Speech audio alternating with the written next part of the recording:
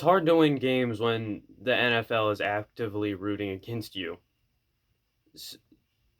That interception, how is that not offensive PI? They called Rock Ya-Sin for tugging on the jersey and stuff like that, which is pass interference. That is obviously pass interference.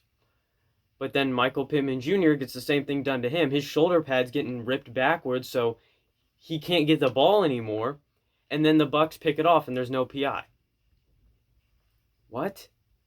How is that not pass interference when something similar happened with Rock, and you called it against Rock? So why aren't you calling it for us? And then that so-called offensive pass interference in the end zone. How? First off, the ball wasn't even catchable. It was all the way at the freaking ground. And I think it was a tight end was running into Rock Ya-Sin the whole freaking time. I think it was Rock who was covering that one. He was running into Rock and putting hands on Rock. And then when he pulled away and went down to a ball that wasn't catchable on something that isn't supposed to be called pass interference because the receiver initiated the contact in the first place. So that's not pass interference. But then they call it pass interference because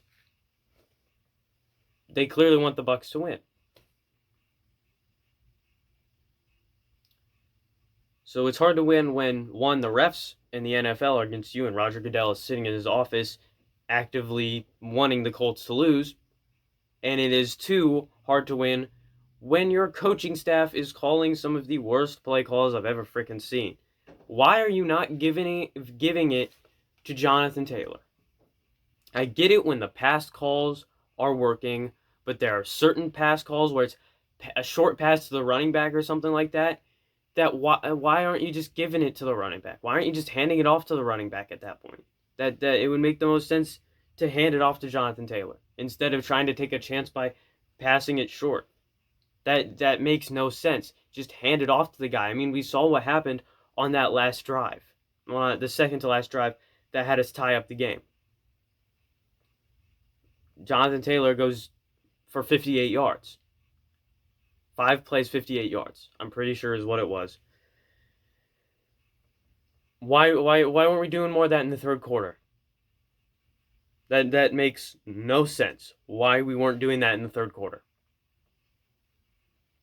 When it was short yardage, when it was like 2nd and 10, give it to Jonathan Taylor.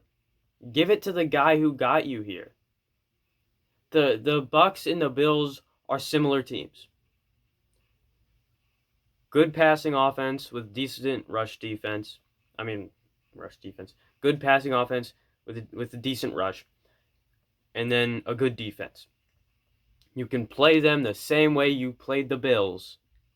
You can basically use the same exact game plan, only Tom Brady is less mobile than Josh Allen. And for whatever reason, our game plan is... Who knows? Who knows? Why the coaches changed it, why we changed up the game plan is beyond me. Why we weren't feeding Jonathan Taylor makes no sense to me. Our shot to make the playoffs is now significantly worse in a game that we should have won. We've hit that point in the season, if I had to compare it to last year, the Steelers game, where the refs screwed us and our own play calling screwed us. That's what I would compare this one to. Also, I think it was unnecessary roughness on Andrew Sendejo. That one made no sense. That one made absolutely no sense.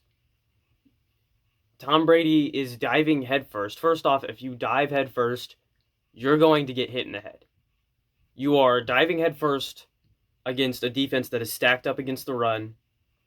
You are going to get hit in the head. I don't care if you're a quarterback, a running back, a fullback, an offensive lineman that they put in the backfield.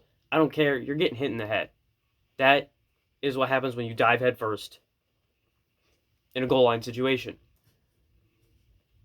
But the play wasn't over.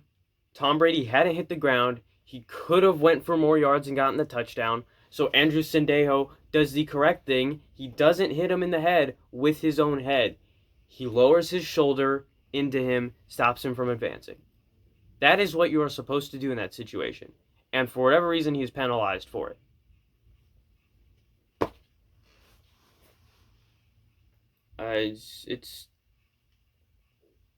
It's just weird.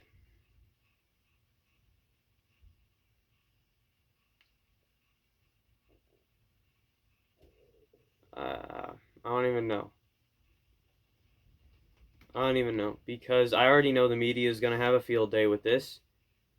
Tom Brady's, leading an amazing drive, even though it wasn't really Tom Brady who won this game for him. It was Leonard Fournette.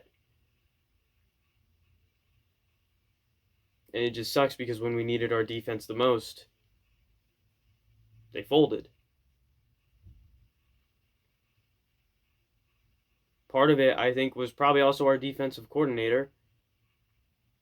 Just why he was running some of the stuff he was running, I don't know. We had the players to win this. We should have won it.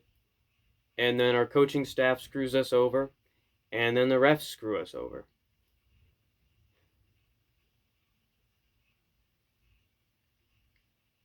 In the process, Carson Wentz has a game where he throws 3 touchdowns, but he also throws 2 interceptions, and the media is probably going to say that it was Wentz's fault that we lost this, even though Wentz really was doing everything he could.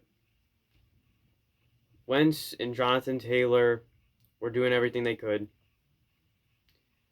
Our receivers should have caught some of those passes. And on defense, we need to wrap up. That's all there is to it. Against big runners, you don't use your shoulder to try and knock them down, you wrap up. Because if you go shoulder against a big running back and you're a corner or a safety, chances are you're getting trucked. And you're not going to phase the running back at all. It's just going to go down as a broken tackle and he's going to get the first down. So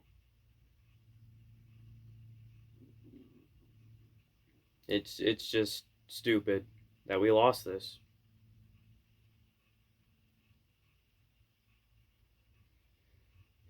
And there's no reason for this to be the case. I'll see you guys next time. As always, I'm not funny, and